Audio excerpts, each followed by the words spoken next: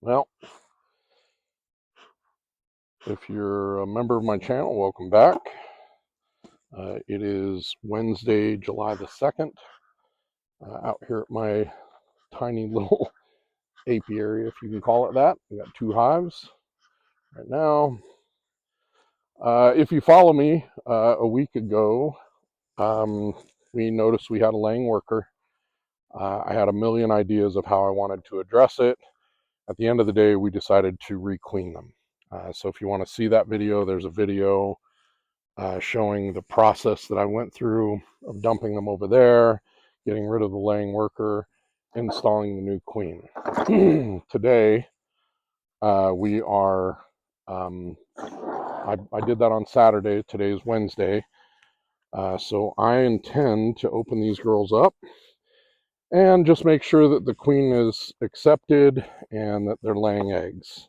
If not, I'm not going to have any choice but to combine them with my other hive and just let them kind of ride their days out. But let's see what we got. I have faith that this hive is going to survive. I really do. They actually seem much more calm. So just on the surface, they seem pretty chill. What I did last week was I installed a new queen, and today I'm checking to see, like I said, if she got accepted, if they're moving forward. I did see some signs that you want to see. First thing I saw was that the few foragers that this hive does have were bringing in pollen. And that's always a good first sign. And, I'm only a second-year beekeeper. This is not my profession. I just do this for fun, and I'm trying to learn from these girls. And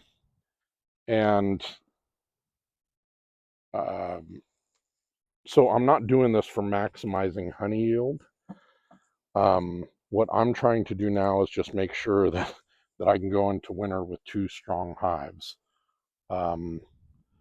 They are building up. They've added a lot of nectar, so they're starting to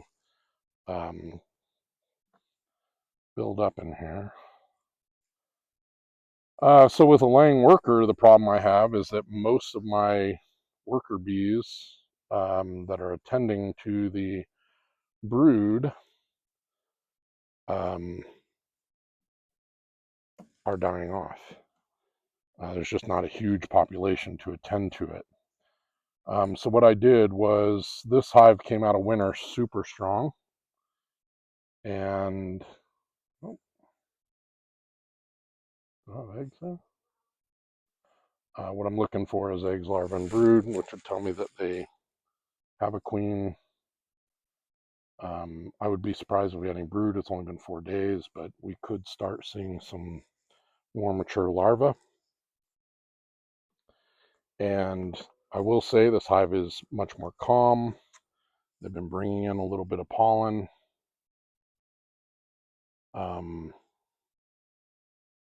Seems like maybe we don't have a worker laying in here. And the reason that I explain everything I'm doing so much is because when I was a first-year beekeeper last year, all the videos I went through were done by these professionals who've been beekeeping for a long time, or people who didn't have the same mission in mind that I did. And my mission has never been maximizing honey yield. My mission is raising bees naturally and letting them do what bees do. I will tell you, I'm already seeing some larvae in here, but I don't know if it's from my laying worker or not. But I thought I saw some pretty young larvae, so that would indicate not. But anyway, I'm trying to do things naturally. I'm not trying to do what everybody else does, which is, maximize honey yields, maximize splits, prevent swarming, blah, blah, blah, blah, blah, right? My focus is, has, and always will be on how I can keep bees as naturally as possible, let them become resistant to their own pesticides and pest problems and things like that naturally, because the way I understand it is feral bees have been living untreated for a long time. And now, just like when we started putting pesticides in the ground, we're putting all these treatments on bees, and I don't necessarily think it's super healthy for them. We're splitting them like a puppy mill, which I also don't think is healthy for them. And we're deciding what happens in a split scenario. So we're picking what bees we want to take with us in a split and not allowing them to decide who they want to have in a split. So I am trying to kind of flip the script on that. And I'm trying to raise my bees a little more naturally. And I know there's a lot of beekeepers who will stress out about this and tell me that, if you let the mite population get out of control, your whole hive will die. What I am trying to do then is capture feral swarms that will allow me, there's a bee cut in half right there. And she's still just working away. I mean, she is cut in half. I don't know if you can see her right on the bottom of that frame, but that bee is literally cut in half and walking around this frame working. I'll try to zoom in on that later, but this is her right there. And I'm not going to do anything to her because, heck yeah, if she wants to work, let her work. So what I did last week was I installed a new queen. It was everything I could do to try to avoid it. But at the end of the day, it was unavoidable. If I didn't install a queen, this hive was going to die. And it seems to me like maybe they've accepted her, but I'm about to find out.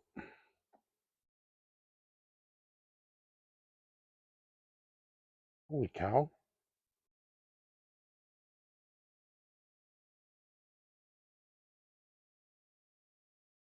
They're in there. But she, do not know if she is or not.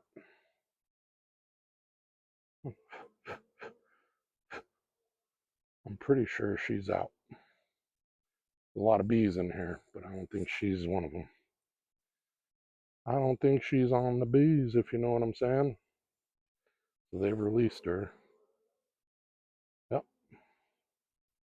So she's in here. And that means either she's alive or she's dead. One of the two.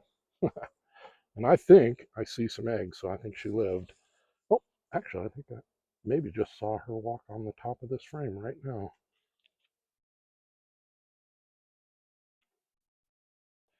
She has, yep, she has a bright blue mark right on her, right on the end of the frame down here. Hopefully you can see that. She's somewhere right there. And it looks like they have accepted her. She is alive. Outstanding. I have given her a lot of room to lay down here. Push her way over here so we don't risk rolling her. I've given her a lot of room to lay down here. So let's see what we got.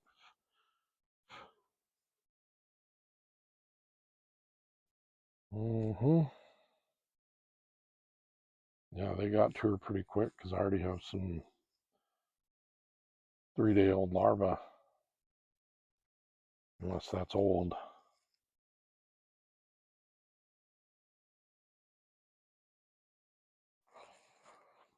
That's good news. Now, she may just be new in there. They may have just gotten to her yesterday. She may not have had a whole lot of time. Now, I put this frame in there just to give them some extra worker bees to have. That's not her, as much as I wish it were. But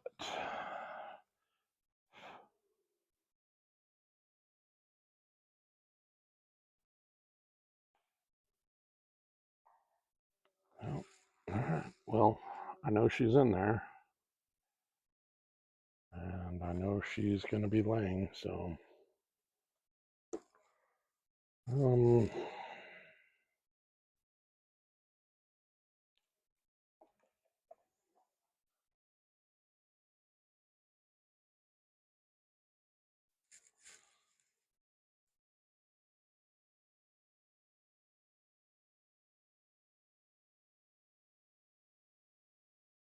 I'm going to just turn this frame around because there's a lot of nectar in the back side of this frame. You can see this side is all empty. So I'm going to put this in here and give her some more space to lay. I might do the same with this one. No, this is the outside frame, so I want to keep that resources. That's cool. The other thing I'm going to try to do today, I think, is I'm going to throw a pollen patty on there, and I'm going to just see if that can kickstart them. They don't have a ton of foragers, honestly. And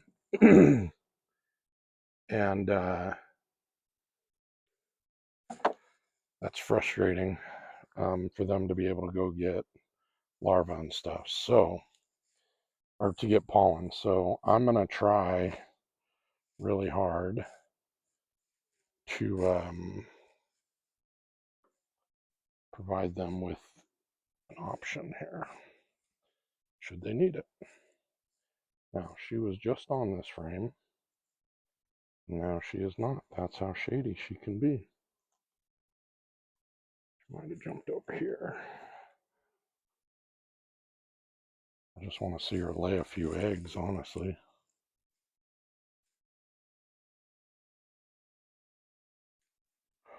Oh well, I saw her. She's in here. She may be on this last one. I don't know.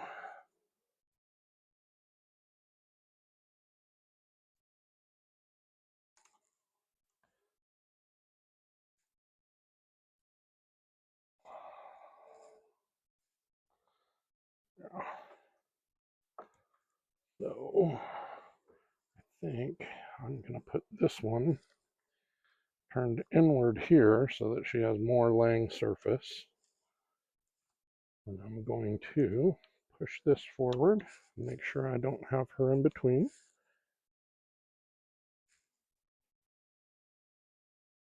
And I'm going to drop this one in as well. But I'm also going to flip it and give the most open brood here to the middle that I can, or open space to lay that I can to the middle. Brood chamber is going to be here, so I want to give her as many slots to lay as she can. She's probably only been released for a day, and so I'm not surprised I'm not seeing anything from her, really. But what I'm also going to do is weigh this and just make sure that we track this weight, because it should start going up dramatically as we do this. Oh, something's on my booty.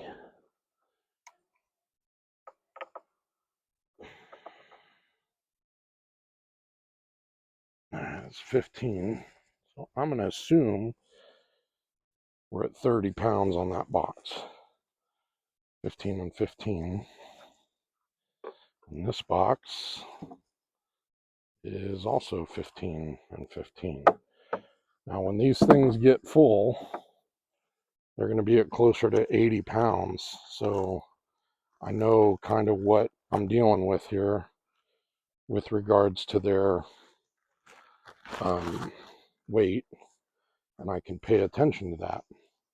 Now, what I'm going to do here is I'm going to lay a pollen patty. Now, they may not eat it, I don't know, but I'm going to put it here to stimulate brood production. Not simulate, stimulate brood production. I'm putting it right over top of her where she's at. And what this will hopefully do, in my opinion, is give them a little pollen to incentivize brood production. They don't have a ton of pollen in here.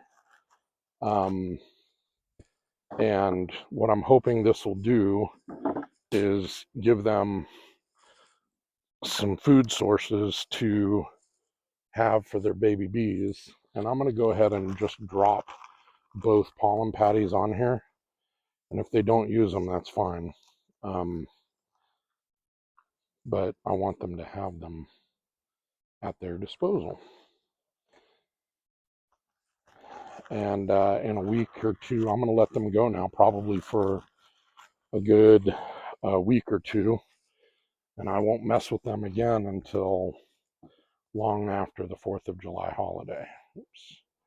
I don't want to block the entrance here, or the upper thing. There we go. All right, now they have a thing there. They can get out the front if they want to. But the other thing I'm trying not to do, we're getting ready to get into summer, and that means wasps are coming. And I need them to have a population that will allow them to survive against pests and things like that. So that's what we got. So it looks like she's in. Looks like they've taken her. They didn't kill her. She's laying. And that's all I really wanted to see for today. And then we'll check again in about a week or 10 days. I'm going to try to give them as long as I can, maybe just before I leave for a business trip on the 13th. So I'll probably check them on the 12th. So look for that one if you want to see how this is going.